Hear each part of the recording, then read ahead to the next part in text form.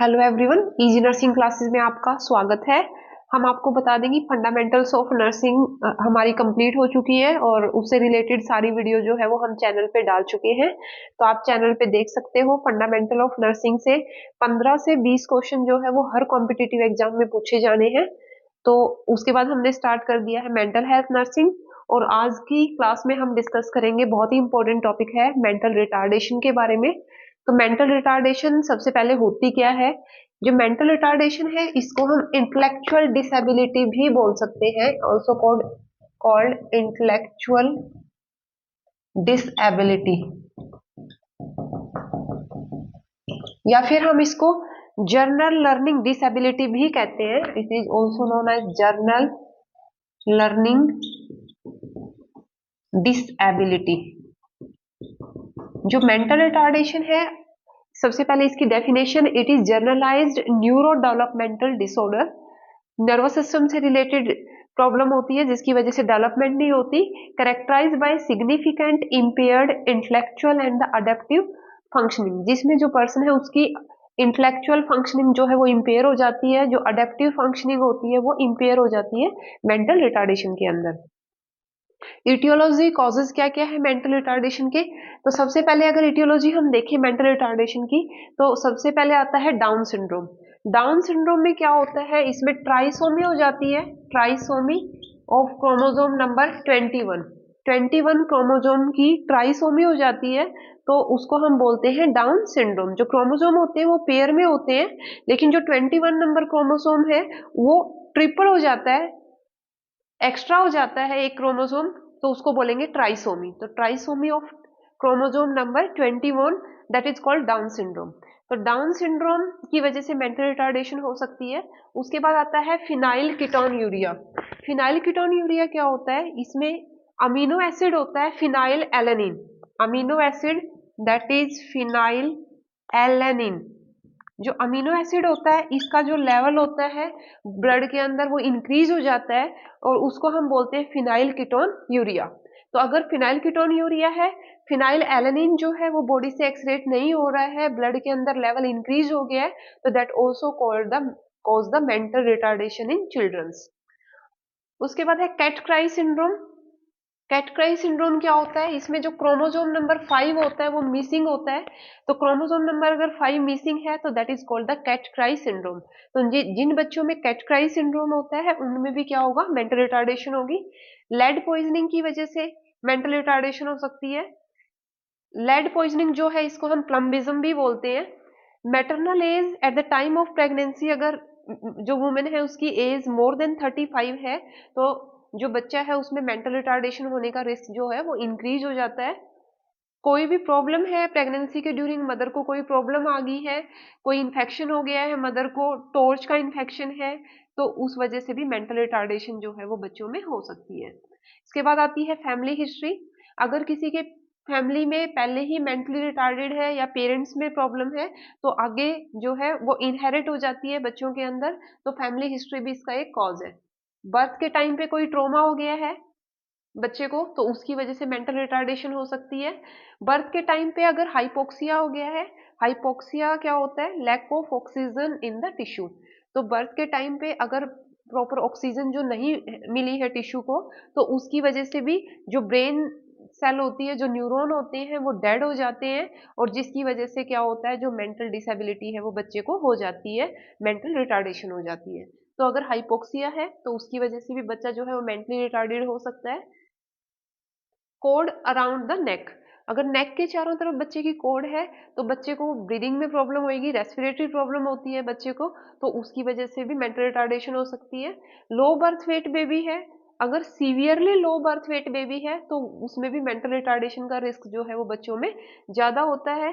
Head injury होगी है किसी को, तो उसकी वजह से भी मेंटल रिटार्डेशन हो सकती है। सेरिब्रल पाल्सी है, उसकी वजह से हो सकती है।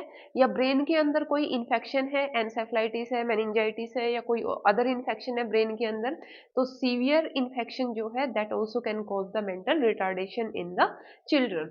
तो ये इटियोलॉजी थी मेंटल रिटार्डेशन की।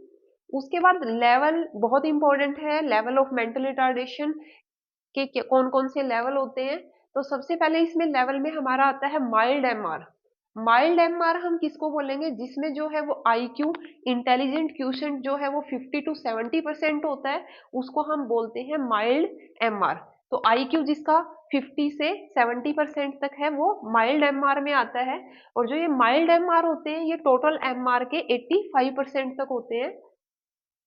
इंडिपेंडेंटली सर्वाइव कर सकते हैं, इंडिपेंडेंटली रह सकते हैं विद द अप्रोप्रिएट सपोर्ट, लेकिन इनको सपोर्ट की जरूरत होती है जो माइल्ड एमआर होते हैं। उसके बाद आते हैं मॉडरेट एमआर। जो मॉडरेट एमआर होते हैं वो 35 to 50% तक होते हैं।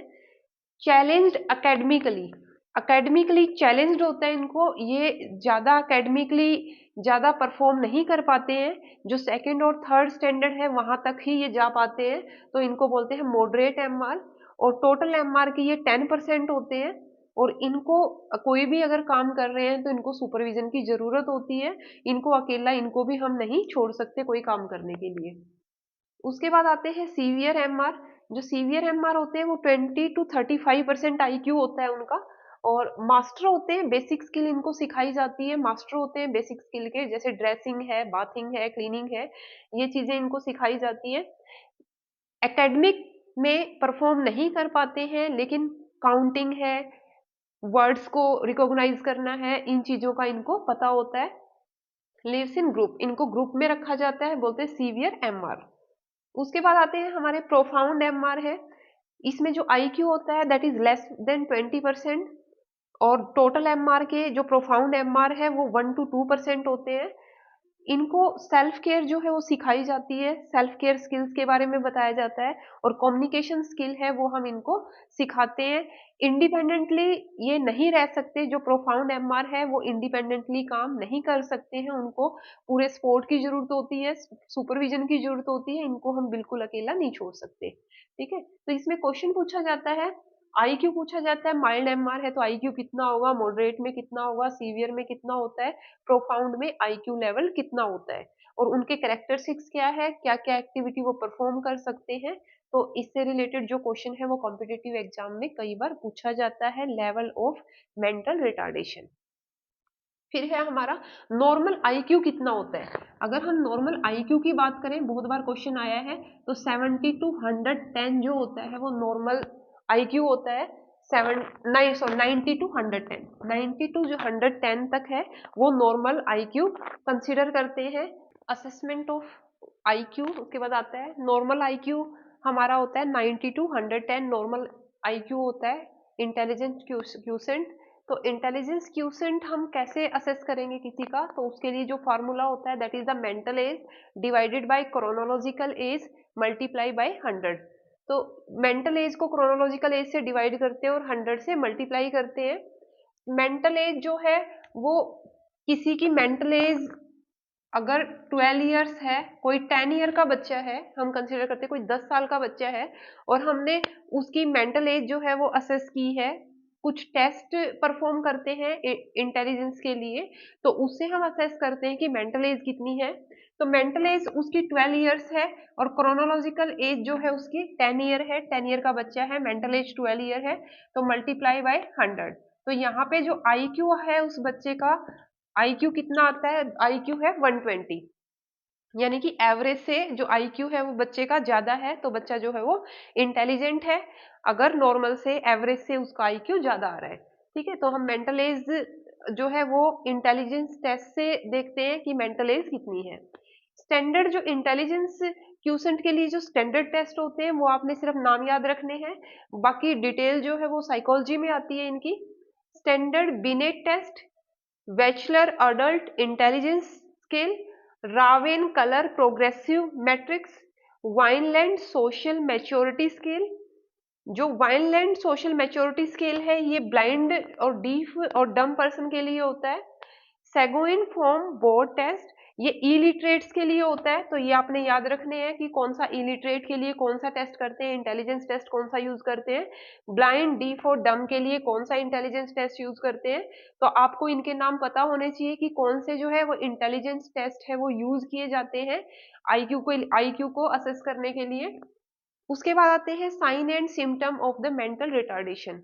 कोई मेंटली रिटार्डेड है तो उसमें कौन कौन से साइन और सिम्टम आएंगे? तो सबसे पहले delay in oral language development and the memory skill. Oral language में सबसे पहले डिले होता है। नॉर्मली जो बच्चा है, नॉर्मल जो माइलस्टोन आते हैं लैंग्वेज के, वो अगर बच्चा मेंटली रिटार्डेड है तो नॉर्मल माइलस्टोन उसमें नहीं आएंगे लैंग्वेज से रिलेटेड। लैंग्वेज डेवलपमेंट नॉर्मली नहीं होती है, बच्चा बोलना नहीं सीखता। मेमोरी स्किल है वो डेवलप नहीं होएगी, बच्चे को कुछ याद नहीं रहेगा। Difficulty in learning social skill, जो भी हम उसको सोशल स्किल सिखा रहे हैं वो लर्न नहीं करेगा। एंड प्रॉब्लम सॉल्विंग स्किल उसमें डेवलप नहीं होगी। उसके बाद है लैक ऑफ सोशल इंटरेस्ट, किसी के साथ उसका इंटरेस्ट नहीं होगा, सोसाइटी में इंटरेस्ट नहीं लेगा। Delay in development of adaptive behaviour, adaptive behaviour है वो कि जो डेवलपमेंट है वो डिले हो जाएगी, उसका जो बिहेवियर है वो नॉर्मली डेवलप नहीं होगा। बिहेवियरल प्रॉब्लम आएगी, जो है मेंटली रिटार्डेड चाइल्ड है, रेस्टलेसनेस होगी, पुअर कंसंट्रेशन होगी, इम्पल्सिव होगा, टेम्पर टेंड्रम शो करेगा, बच्चों की तरह बिहेवियर शो करता है, क्राई करेगा, इरिटेबिलिटी होगी उसके अंदर, और सेल्फ इंजurious बिहेवियर होगा, खुद को इंजरी करेगा, हेड बैगिंग करता है, हेड को की मूवमेंट करता है, तो जिससे जो है वो इंजरी हो सकती है, कहीं पे भी सिर मारने लग जाता है, तो सेल्फ इंजurious बिहेवियर जो है वो शो करता है। तो ये साइन एंड सिम्टम है मेंटल रिटार्डेशन के बच्चों के अंदर। तो इसमें डेवलपमेंट डिले होता है, जो नॉर्मल माइलस्टोन होते हैं बच्चों के वो अचीव नहीं होते जिस एज पे वो अचीव होने चाहिए। ठीक है, तो डेवलपमेंट डिले इसमें सबसे मेन होता है अगर मेंटली रिटार्डेड है बच्चा। उसके बाद है प्रिवेंशन, मेंटल रिटार्डेशन को हम कैसे प्रिवेंट कर सकते हैं। तो सबसे पहले इसमें आता है कि जो प्रेगनेंसी है वो अप्रोप्रिएट एज पे होनी चाहिए, मतलब एज ज्यादा नहीं होनी चाहिए eight the time of pregnancy. और सेकंड इसमें आता है स्क्रीनिंग करेंगे, अगर किसी की फैमिली हिस्ट्री हमें लग रही है मेंटल रिटार्डेशन की तो स्क्रीनिंग करेंगे। एंटीनेटल काउंसलिंग करेंगे मदर की, कि वो अपना प्रॉपर चेकअप कराए, प्रॉपर जो भी इन्वेस्टिगेशंस हैं जो सेकंड ट्राइमेस्टर में होती है रूल आउट करने के लिए कंजेनाइटल एबनॉर्मेलिटीज को, तो वो हम मदर को करवाने के लिए बोलेंगे। तो हम इसमें मदर की काउंसलिंग करेंगे, स्क्रीनिंग करेंगे, और फैमिली हिस्ट्री है वो फाइंड आउट करेंगे मेंटल रिटार्डेशन की। उसके बाद आता है इसमें मैनेजमेंट क्या है, अगर मेंटली रिटार्डेड है कोई बच्चा तो उसके लिए क्या मैनेजमेंट है। तो उसको हम स्किल सिखाते हैं, जो बेसिक स्किल होती है, बेसिक जो है स्किल है, जैसे क्लीनिंग है, बाथिंग है, तो जो बेसिक प्रोसीजर होते हैं वो हम उसको सिखाएंगे। और इसके अलावा वोकेशनल ट्रेनिंग भी दी जाती है, ऐसे बच्चों को वोकेशनल ट्रेनिंग दी जाती है। साथ में हम उनकी फैमिली को सपोर्ट करेंगे, जो पेरेंट्स हैं उनको टीच करेंगे, उनको एजुकेट करेंगे कि बच्चों को की केयर कैसे करनी है। और उनमें उनको हम बताएंगे, जो मेंटली रिटार्डेड चाइल्ड है उनको सेल्फ केयर के बारे में बताएंगे कि खुद को की सेल्फ केयर कैसे करनी है। ठीक है, ये मैनेजमेंट है मेंटल रिटार्डेड चिल्ड्रंस की।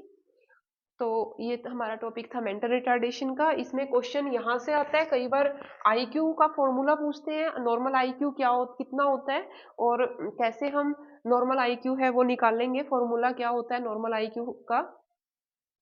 तो यहाँ से कई बार क्वेश्चन पूछा जाता है, कई बार आईक्यू टेस्ट पूछा जाता है कि इसमें इंटेलिजेंट क्वेश्चन के लिए हम कौन सा टेस्ट करेंगे, इंटेलिजेंस टेस्ट कौन सा होता है, कई सारे टेस्ट के नाम दिए होते हैं। तो इस तरह से इंपॉर्टेंट टॉपिक है, 2-3 क्वेश्चन इस टॉपिक में से बनते हैं। तो आई थिंक आपको ये क्लियर होगा। तो चैनल को ज़्यादा से ज़्यादा लाइक कीजिए, सब्सक्राइब कीजिए। तो जो मेंटल हेल्थ नर्सिंग है वो हमारी लगभग आधी हो चुकी है, तो हम इसको कंप्लीट करके जो है नेक्स्ट सब्जेक्ट हमारा स्टार्ट करेंगे। Thank you so much.